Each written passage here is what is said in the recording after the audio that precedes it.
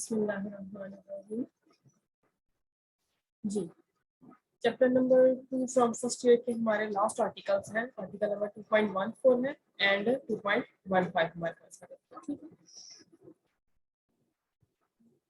2.14 हमारा basically group से related ही है। ठीक है, जब हम ग्रुप्स के अंदर आ जाते हैं, ठीक है, यानी कि कोई भी एलिमेंट्स हम ग्रुप के ले लेते हैं, देन लीनियर इक्वेशंस के सॉल्यूशन के बारे में आप बात करेंगे, सॉल्यूशन ऑफ लीनियर इक्वेशन। ठीक है, अब यहाँ से आपका बहुत ही इंपॉर्टेंट एक की पॉइंट आ जाता है कि जब आप ग्रुप्स के अंदर बातें करते हैं तो ग्रुप्स के अंदर बातें करते हुए आपके पास जो लीनियर इक्वेशंस होती हैं उनके सॉल्यूशंस की क्या बातें होती हैं। ठीक है, तो लीनियर इक्वेशंस का जो सॉल्यूशन होता है इसके अंदर क्या हुआ करेगा उसका रिजल्ट हम डिड्यूस करते हैं। लीनियर इक्वेशंस क्या होती हैं? Equations in the first degree आप उनको कह सकते हैं, या फर्स्ट पावर कह सकते हैं, या पॉलिनोमियल इन फर्स्ट, आपके पास आप फर्स्ट ऑर्डर आप इसको कह सकते हैं, is known as a linear equation. ठीक है, पॉलिनोमियल ऑफ फर्स्ट ऑर्डर भी इसको कहा जा सकता है, फर्स्ट डिग्री भी कहा जाता है। यानी कि कोई भी इस फॉर्म की जो आपके पास पॉलिनोमियल हुआ करेगी ax + b = 0, it is known as a linear equation. ठीक है, सुनिए, लीनियर इक्वेशन आपके पास है ना। अब आपके पास अगर ये a और b जो कॉन्स्टेंट्स हैं, अगर आपके पास ये किसी ग्रुप के एलिमेंट्स हैं, ठीक है, ए बी बिलोंग्स टू जी, ठीक है, देन इसका जो सोल्यूशन हुआ करेगा उसके बारे में अब हम बात करेंगे, वो किस फॉर्म में हुआ करेगा। तो यहाँ पे उसने क्या ले लिया, ax = b फॉर्म ले ली है, यानी कि आप तो जाकर इसको -b करें, -b भी एक ग्रुप का एलिमेंट हो सकता है, किसी भी जो है आपके पास एलिमेंट, तो उसने इस फॉर्म के ले लिया, ax = b या x = b, कोई भी आपके पास a एंड b है elements of a group G. Then आप इसको किस तरह से सॉल्व करेंगे, ax = b है आपके पास। अब आपके a और b क्या है, ग्रुप के एलिमेंट्स है। ठीक है, अब यहां से अगर मैं a को खत्म करना चाहती हूँ, देन ग्रुप के अंदर रहना है, तो हम क्या करेंगे, दोनों साइड्स पे a इनवर्स को ऑपरेट करते हैं। a इनवर्स, यहाँ भी a इनवर्स आ जाएगा into ax that is equal to a inverse b आपके पास आ। ठीक है, अब ये हमने क्या किया, a इनवर्स को ऑपरेट किया है, यानी कि आपके पास क्या हो गया कि आपने यहाँ पे क्लोजर लॉ यूज किया। ठीक है, क्लोजर की रिस्पेक्ट से आप इसको ऑपरेट कर सकते हैं। क्लोजर लॉ हम क्यों यूज किया, क्योंकि हमारे पास कौन से एलिमेंट्स है, ग्रुप के एलिमेंट्स है। नाउ हम क्या कर सकते हैं, ग्रुप के अंदर तो एसोसिएटिव लॉ भी पाया जाता है। ठीक है, वो एसोसिएटिव लॉ आप यहाँ पे यूज कर लेंगे, a inverse a into x that is equals to a inverse b। अब ये इकट्ठे हो जाएंगे हमारे पास। अब यहाँ पे देखें, a इनवर्स a एक एलिमेंट है और उसका क्या है, इनवर्स भी इसके साथ ऑपरेट होता है। देन हम यहाँ पे कौन सा लॉ यूज हो जाएगा, इनवर्स लॉ। ठीक है, इनवर्स लॉ की रिस्पेक्ट से यहाँ पे आंसर क्या आ जाएगा, आइडेंटिटी। हमें पता है इनवर्स लॉ क्या होता है, कोई भी एलिमेंट जब भी अपने इनवर्स के साथ ऑपरेट होता है उसका आंसर क्या आता है, आइडेंटिटी। तो यहाँ पे ए का इनवर्स क्या दिया हुआ है, ए इनवर्स दिया हुआ है, ए इनवर्स ऑपरेट हो गए, हमारे पास आंसर क्या आएगा, आइडेंटिटी, ई एक्स आ जाएगा that is equal to A inverse B.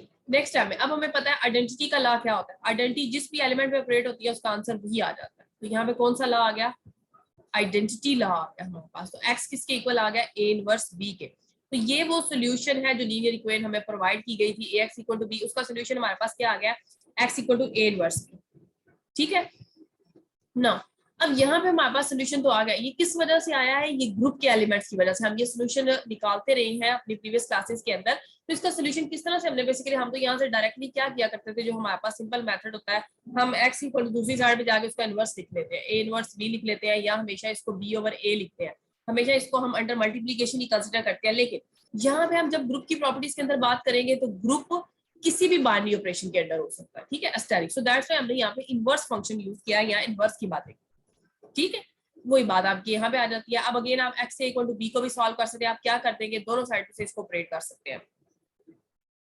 इसको अगर देखें आप, x = b डायरेक्ट करूंगी इसका।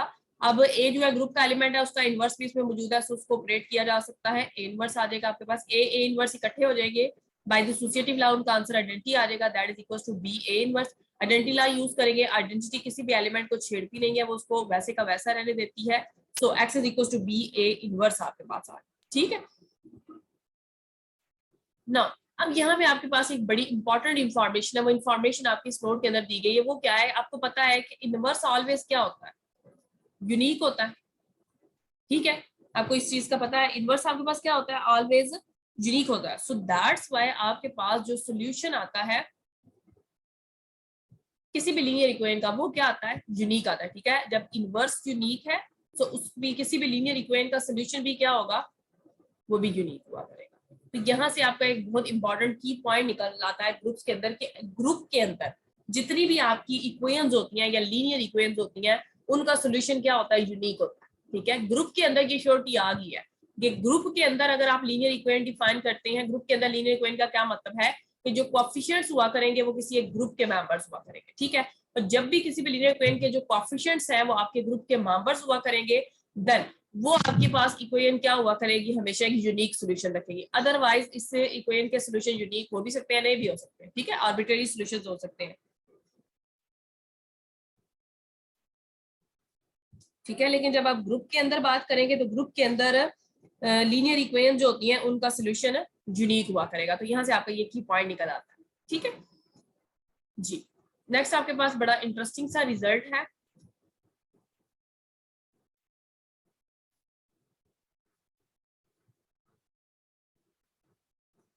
रिवर्सल ऑफ इनवर्सेस या इसको law of reversal of order भी कहा जाता है। इसके तीन नाम है, एक से तो आप फेमिलियर है, रिवर्सल लॉ ऑफ इनवर्सेस भी इसको कहा जाता है, और एक law of reversal of order कहा जाता है। Law of reversal of order, और एक इसका बड़ा इंटरेस्टिंग सा नेम है, ठीक है, सॉक्स शूज प्रॉपर्टी।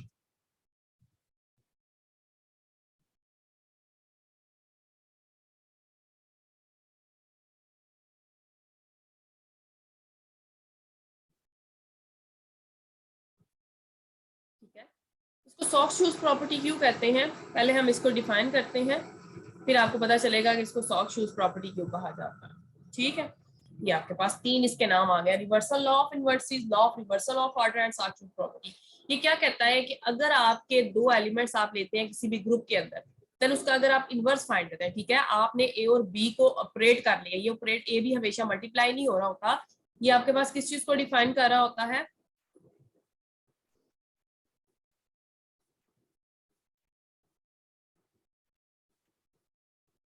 ये आपके पास ऑपरेशन को डिफाइन करें, यानी ए बी का मतलब है कि ए जो भी बाइनरी ऑपरेशन होगा ग्रुप का उसके अंडर क्लोज होगा।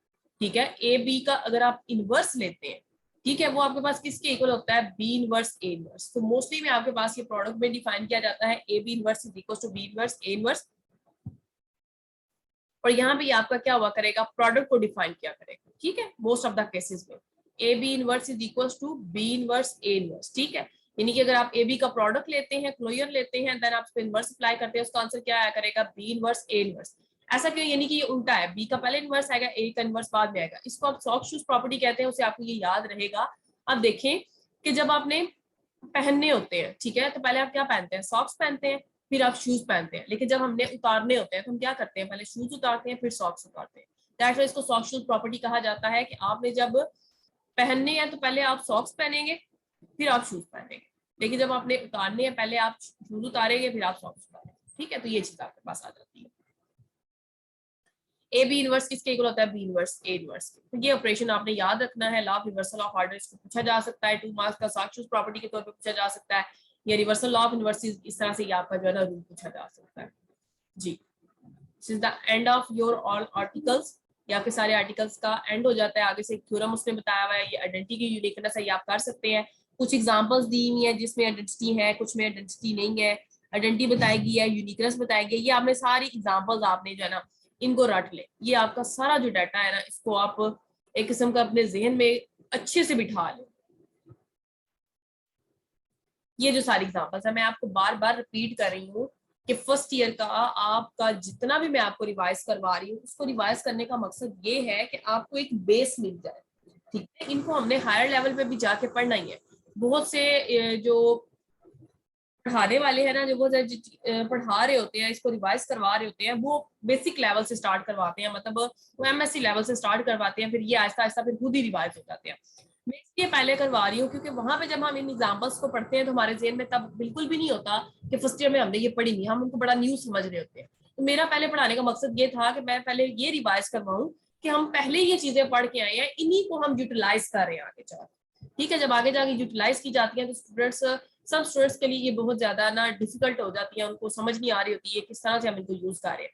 सो दैट्स व्हाई वहां पे जी प्लस की बातें हो रही होती है, इसमें आइडेंटिटी यूनिक है या नहीं, स्टूडेंट्स उधर ही कंफ्यूज हुए होते हैं, वो 0 और 1 में कंफ्यूज हुए होते हैं। क्यों कंफ्यूज हुए हुए हैं? क्योंकि 0 भी जेड के अंदर आइडेंटिटी है, 1 भी है, लेकिन अपने अपने ऑपरेशन के अंडर है। हमने पढ़ा था कि आइडेंटिटी अंडर द ऑपरेशन होगी, तो जी के अंदर अगर बातें होगी एडिशन के लिहाज से तो 0 आइडेंटिटी है, लेकिन जी के अंदर अगर बातें होगी मल्टीप्लीकेशन के लिहाज से तो उसके अंदर 1 आइडेंटिटी है, 1 उसका आइडेंटिटी एलिमेंट है। तो ये डिफरेंसेस आपको फर्स्ट ईयर के अंदर मिलेगी, ठीक है, बिल्कुल बेसिक पे आपको इस चीजें मिलेगी। फिर इसी तरह आर में से आप 0 माइनस कर दें, उसके अंदर फिर ये आर में से 0 माइनस करेंगे तो अंडर मल्टीप्लीकेशन। क्यों? क्योंकि आर के अंदर मसला कौन करता है इनवर्स के लिए? 0 करता है, क्योंकि 0 का कोई इनवर्स नहीं होता। 1/0 इज अनडिफाइंड, ये तो डिफाइन ही नहीं किया गया। जब ये डिफाइंड नहीं है तो इसका इनवर्स नहीं मौजूद, बाकी हर एलिमेंट का इनवर्स मौजूद है आर के अंदर। तो 0 अगर हम माइनस कर दे देन ऐसे हमारे पास, या इसको बाद आथर जो है और स्टेरिक भी लिखते हैं, ठीक है, आर के ऊपर स्टार लगा देते हैं, इसका मतलब होता है इसमें 0 नहीं बिना। किसी भी सेट के ऊपर जब आप स्टार लगाते हैं उसका मोस्टली मतलब होता है उसमें 0 वाला एलिमेंट नहीं इन्वॉल्व, ठीक है।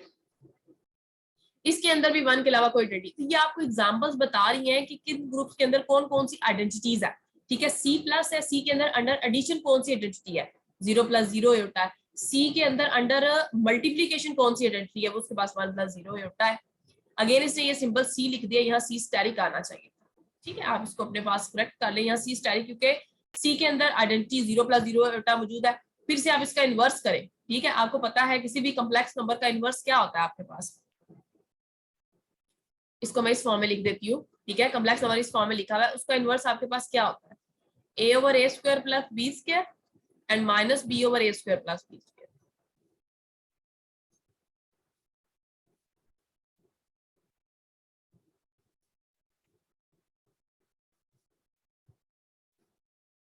ठीक हो गया। अब आप देखें 0/0 फॉर्म, 0/0 फॉर्म दिए, तो फॉर्म हमारे पास डिफाइन ही नहीं बन रही। सो दैट्स व्हाई इसका इनवर्स हमारे पास एग्जिस्ट नहीं करता। अगर मैं 0/0 ले लेती हूँ, 0/0 का इनवर्स चेक करें, ये क्या बनेगा? 0/0, 0/0, ये तो आपके पास अनडिटरमाइंड फॉर्म है, अनडिटरमाइंड फॉर्म,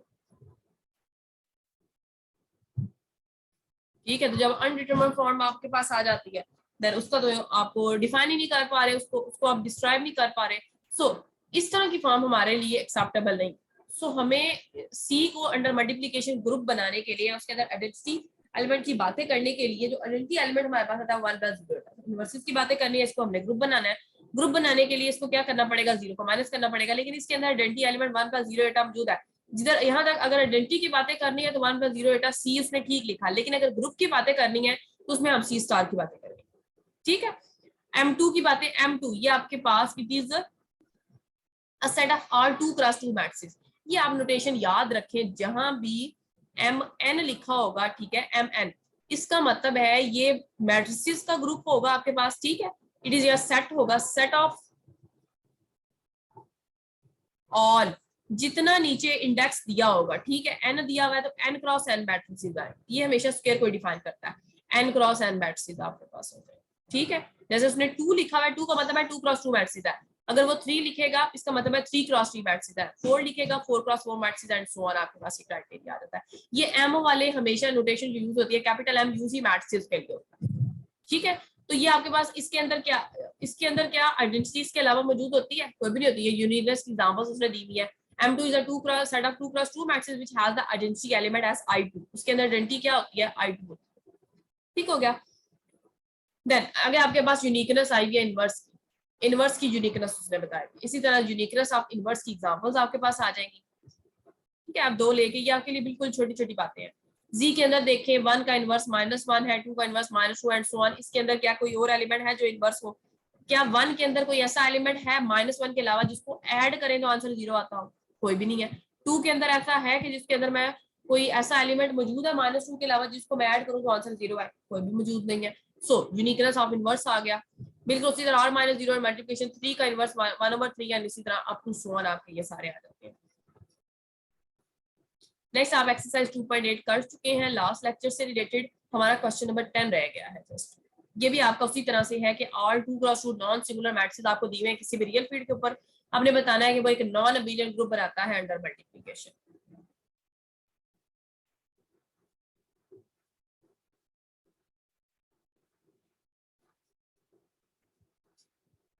जी, क्वेश्चन नंबर 10 है हमारे पास।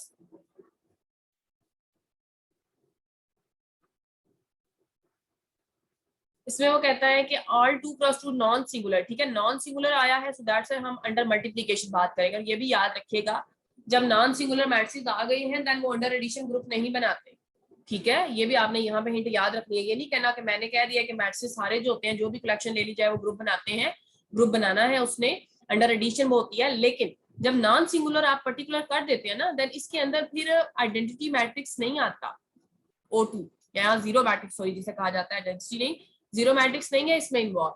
O2 does not belongs to M2, जिसमें M2 कलेक्शन कौन सी ली है, set of all non singular matrix. तो जो जीरो मैट्रिक्स होता है वो सिंगुलर होता है, क्योंकि इसका डिटर्मिनेंट क्या होता है, O2 का क्या मतलब है, 0 0 0 0 0।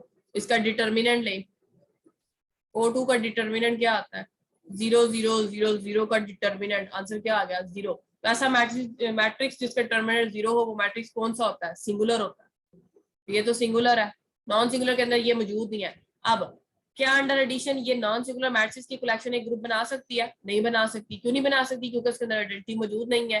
किसी भी ग्रुप की अगर एक भी प्रॉपर्टी लैक कर जाती है तो वो ग्रुप नहीं रहता, ठीक है। किसी भी सेट के अंदर एक भी ग्रुप की प्रॉपर्टी होल्ड नहीं करती तो वो फिर ग्रुप तो ना हुआ। ये सेमी ग्रुप जरूर बनाता है अंडर एडिशन, लेकिन अंडर एडिशन ये बिलियन सॉरी ग्रुप नहीं बनाता, ठीक है। इट इज नॉट एन कोई भी ग्रुप नहीं है ये अंडर एडिशन। लेकिन मल्टीप्लीकेशन यहाँ बातें की जा रही है, तो हम इसको मल्टीप्लीकेशन के लिए ऑब्जर्व करेंगे। Under multiplication late us suppose कि हमने कलेक्शन ले लिया नॉन सिंगुलर मैट्रिक्स की। सबसे पहले हम क्या करते हैं, दो कोई से भी नॉन एम्प्टी या कोई भी नॉन आइडेंटिटी एलिमेंट्स हम ले लेते हैं, ABCD या ऐसे ले लें, A1 B1 C1 D1 A2 B2 C2 and D2। इनका प्रोडक्ट डिफाइन करें, ठीक है। इनका प्रोडक्ट फाइंड करते हैं। इनके प्रोडक्ट से क्या मुराद होगा, first row with first column operate होगी विद एडिशन, और उनको ऐड करते देंगे, A1 A2 plus B1 C2। फिर फर्स्ट रो ही पकड़ेंगे और सेकंड कॉलम के साथ A1 B2 plus B1 D2, ठीक हो गया। नेक्स्ट हमारे पास आ जाता है C1 A2 plus D1 C2, C1 B2 plus D1 D2। अब आप यहाँ पे देखें, आपको पता है कि जब ये हमारे पास कोई भी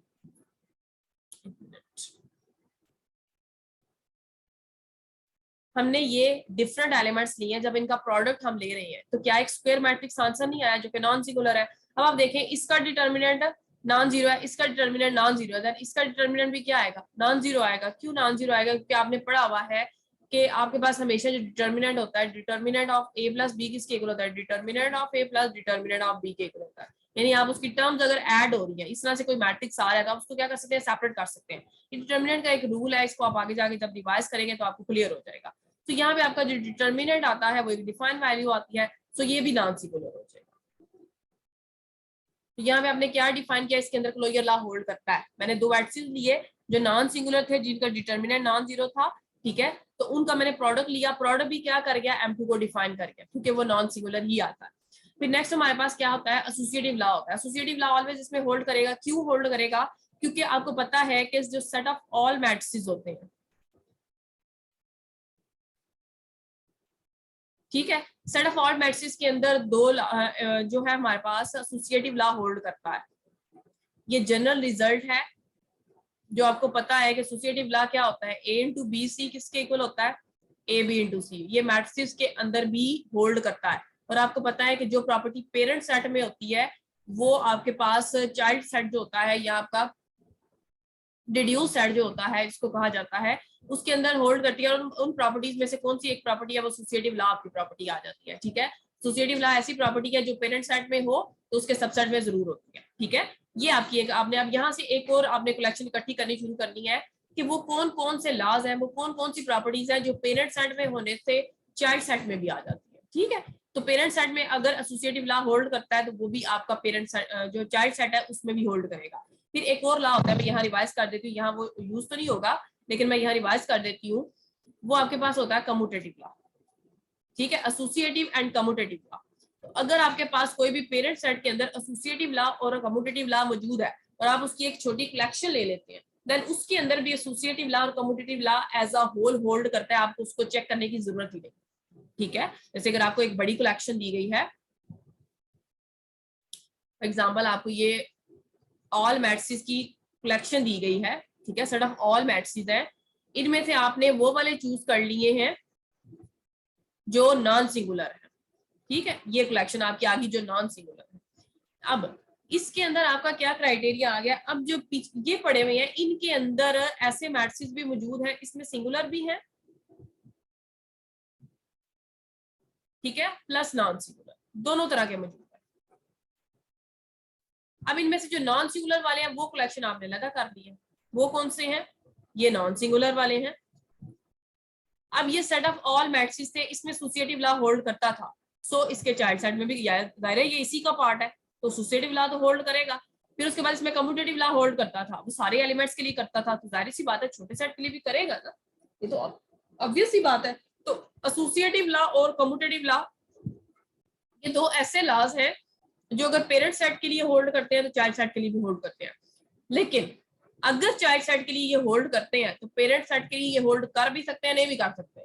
यानी कि आपके पास क्या क्राइटेरिया है, पेरेंट सेट से आप इस तरफ आ सकते हैं, ठीक है, इस तरफ आपकी पॉसिबिलिटी है, ये पॉसिबिलिटी आपकी मौजूद है, ठीक है, लेकिन ये पॉसिबिलिटी आपकी मौजूद नहीं है कि आप अगर आपका चाइल्ड सेट में कोई प्रॉपर्टी सेटिस्फाई करती है तो जरूरी नहीं है पेरेंट में भी हो, ठीक है। अगर आपकी कोई खसूसियत जो है पेरेंट्स में पाई जाती है तो वो बच्चों में ऑटोमेटिकली जरूर जो है ना कन्वर्ट होती है, ठीक है, उनमें जरूर आती है।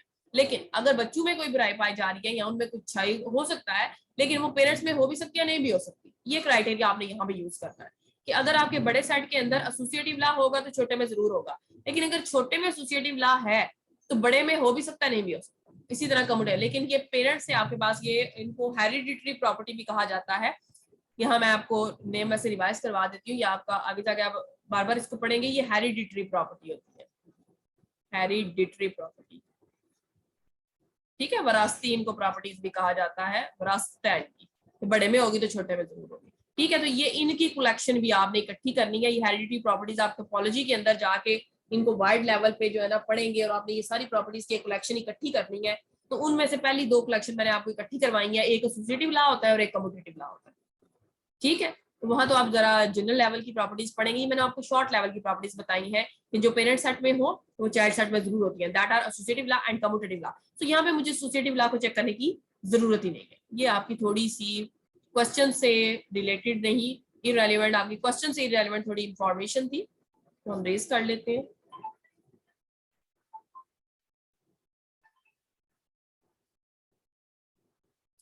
चले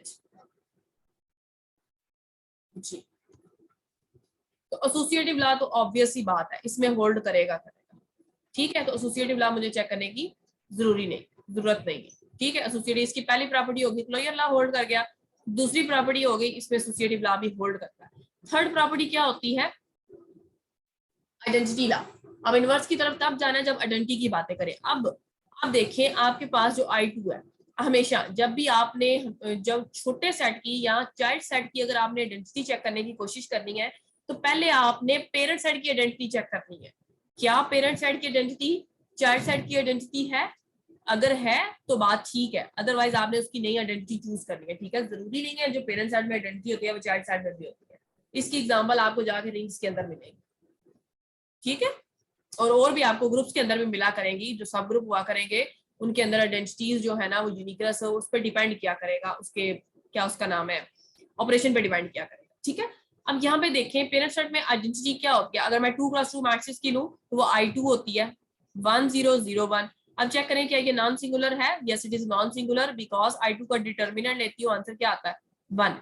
आपको पता है हर आइडेंटिटी मैट्रिक्स का जो डिटर्मिनेंट होता है वो 1 के इक्वल होता है, हर आइडेंटिटी मैट्रिक्स का डिटर्मिनेंट 1 और हर जीरो मैट्रिक्स का डिटर्मिनेंट 0 होता है, ये बात भी आपने याद रखनी है। I2 का डिटर्मिनेंट 1 आ गया, that is not equal to 0। So यहाँ पे आपकी क्या हुई है, आइडेंटिटी या आइडेंटिटी एग्जिस्ट कर गई है। अब आइडेंटिटी एग्जिस्ट कर गई है तो मैं इनवर्स की बातें कर सकती हूँ, ठीक है। अगर आइडेंटिटी एग्जिस्ट ना करती तो इनवर्स भी एग्जिस्ट करना ही नहीं था, वहां पे इनवर्स की बातें नहीं होनी थी। ठीक है, अब इनवर्स की बात करते हैं। अब ये तो बात हमारे लिए ऑब्वियस सी बात आ गई, हमने पढ़ा था कि ए इज इन्वर्टिबल। ठीक है, कोई भी matrix, a matrix is invertible if and only if it is non singular, अगर वो नॉन सिंगुलर होगा। ठीक हो गया, कोई भी मैट्रिक्स इन्वर्टिबल कब होता है, जब वो नॉन सिंगुलर होता है कि हाँ मैट्रिक्स की कलेक्शन ही कौन सी है, नॉन सिंगुलर है, तो हर मैट्रिक्स का इनवर्स एग्जिस्ट करेगा, आइडेंटिटी है तो इनवर्स एग्जिस्ट करेगा, तो उसका इनवर्स एग्जिस्ट करेगा। और इनवर्स आपके पास क्या होता है, 2x2 मैट्रिक्स का। Let us suppose A B C D मैंने ले लिया, B are non singular matrix.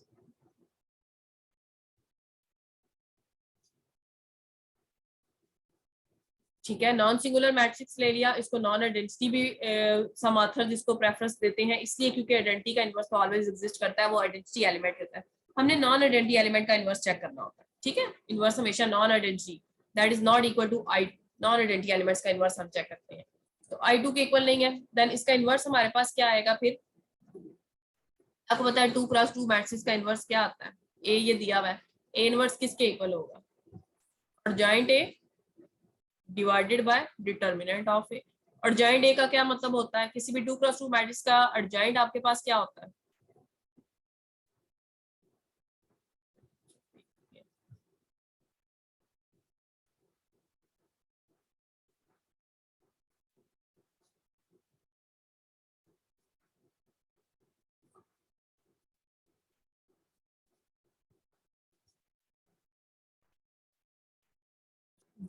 अच्छा यहाँ पे एडजॉइंट की हम बात कर रहे थे, adjoint of A. 2x2 matrix का एडजॉइंट तो लिखना बहुत ही आसान है।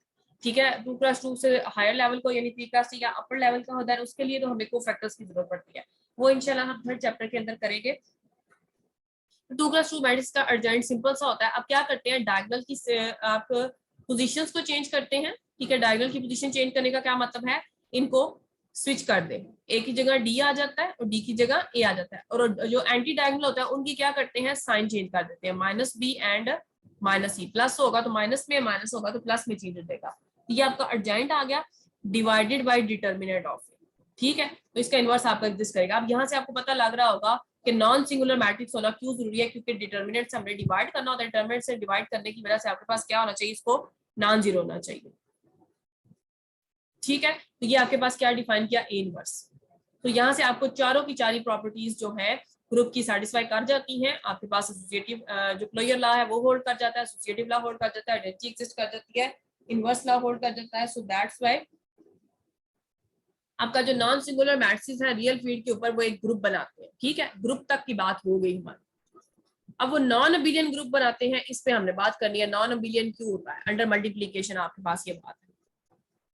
ये भी बात आपकी दो बातें यहाँ पे आ जाती है, यहीं पे अगर मैं आपको रिवाइज करवा दूं, आपको मैंने बताया है कि कम्यूटेटिव लॉ क्या होता है, पांचवी प्रॉपर्टी, अबिलियन के लिए पांचवी प्रॉपर्टी होती है वो कम्यूटेटिव की होती है, तो नॉन अबिलियन के लिए भी पांचवी प्रॉपर्टी होती है नॉन कम्यूटेटिव की। अगेन मैंने आपको बताया है कि जो कम्यूटेटिव लॉ होता है वो हेरिडेटरी प्रॉपर्टी है, अगर आपके पेरेंट सेट में है तो चाइल्ड सेट में होगी, तो अगर पेरेंट सेट में नहीं है तो चाइल्ड सेट में भी नहीं होगी, ऑब्वियसली बात है।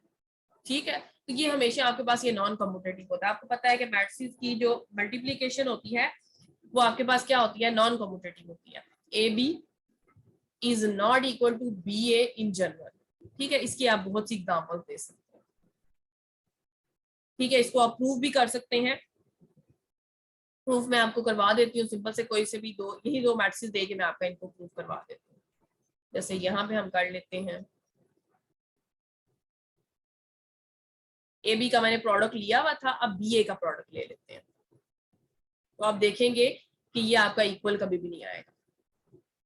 आप कोई एग्जैक्ट नंबर्स भी लेके कर सकते हैं, चूंकि हम यहाँ पे एक जनरल प्रूफ बता रहे हैं, जनरली एक बातें हम प्रूफ करने की कोशिश कर रहे हैं, तो जो जनरल प्रूफ्स होते हैं उनके अंदर जो हम कैलकुलेशंस करते हैं वो भी जनरली दी जाती है। ठीक है, तो दैट्स वाई आपका जो है ना जनरल बात करेंगे। ये लेट अस सपोज ये ए मैट्रिक्स था और बी मैट्रिक्स था, तो ये आपका प्रोडक्ट क्या आ गया, ए बी आ गया। अब बी मैट्रिक्स ले और ए मैट्रिक्स ले, a two b two c two d two, साथ में आ गया a one b one c one and d one, that is equals to a two a one plus b two c one. आपको पहले ही calculation से पता चल जाएगा क्यों ऐसा हुआ है, a two b one plus b two d one, कभी कभी ये इक्वल होता है लेकिन ऑलवेज नहीं होता। सो दैट्स वाई हमें किसी भी चीज को प्रूव करने के लिए फॉर ऑल की कंडीशन चाहिए होती है, और कॉन्ट्राडिक्ट करने के लिए एटलीस्ट वन ही कॉपी होता है, C2B1 प्लस D2D1। अब आप यहां से देख सकते हैं ये आपका किसके इक्वल आ गया, BA के इक्वल आ गया। अब यहां से देखें ये पहला एलिमेंट क्या है, A1A2 प्लस B1C2। A1A2 तो चलो ठीक है, यहाँ भी आ गया, यहाँ पे क्या आ गया B1C2, यहाँ क्या है B2C1। तो ये तो टोटल डिफरेंट एलिमेंट है, सो ये कभी भी इक्वल नहीं हो सकते। फिर आपको पता है दो मैट्रिसेस इक्वल कब होते हैं, आपने पढ़ा था A is equal to B if and only if AIJ is equal to BIJ, यानी कि उनके कॉरेस्पॉन्डिंग एलिमेंट्स इक्वल होने चाहिए। इसका तो पहला ही एलिमेंट इक्वल नहीं आता, जब पहला नहीं आता बाकी को हमें चेक करने की जरूरत ही नहीं है। ठीक है, आप कर भी सकते हैं, कोई इश्यू वाली बात नहीं है, लेकिन जरूरत ही नहीं रहती है। नेक्स्ट पे भी चले जाए, यहाँ A1 B2 है, यहाँ A2 B1 है, so AB is not equal to BA in general, it is non commutative. So set of all 2 cross 2 non-singular matrices form a non-abelian group under the multiplication। और ये आपका बहुत बहुत बहुत important example आपकी बन जाती है, वेरी वेरी वेरी इंपॉर्टेंट है ये। ठीक है, एग्जांपल पूछी जाती है कि नॉन अबेलियन ग्रुप बताएं अंडर मल्टीप्लिकेशन। ठीक है, तो आप बताते हैं 2 क्रॉस 2 नॉन सिंगुलर मैट्रिक्स जो है वो नॉन अबेलियन ग्रुप बनाते हैं जी। It is the end of your second chapter, ठीक है, ऑफ फर्स्ट ईयर। अब आप इसको कवर कर लें, इसको जो है अच्छे से तैयार कर लें। इसमें से आपने 3 क्वेश्चन तैयार किए हैं, मैं थोड़ा सा आपको अगेन इसका रिव्यू दे देती हूँ कि इसके अंदर हमने 3 तरह की चीजें पढ़ी हैं। हमने सेट्स के बारे में बातें की, और सेट्स के मिलने से हमें क्या मिले, उनके आपस में रिलेशंस मिले, उनके रिलेशन से हमने फंक्शन डिफाइन किए। जब फंक्शन डिफाइन हो गए वहां से हमें एक नए किस्म का फंक्शन मिला जिससे हमें बाइनरी ऑपरेशन मिल गए। ठीक है, जिनसे हमने क्या इंट्रोड्यूस किया, ग्रुप्स इंट्रोड्यूस किए। तो 3 तरह की बातें हमने इसके अंदर की है जी। तो इस चैप्टर को हमारा एंड ऑफ द चैप्टर है। नेक्स्ट इंशाल्लाह हम चैप्टर नंबर 3 स्टार्ट करेंगे। एक नया टॉपिक ग्रुप से रिलेटेड ही है, अलजबरा से रिलेटेड ही है, लीनियर अलजबरा का हमारा क्वेश्चन आ जाता है, उसको हम रिवाइज करेंगे जी। Thank you very much.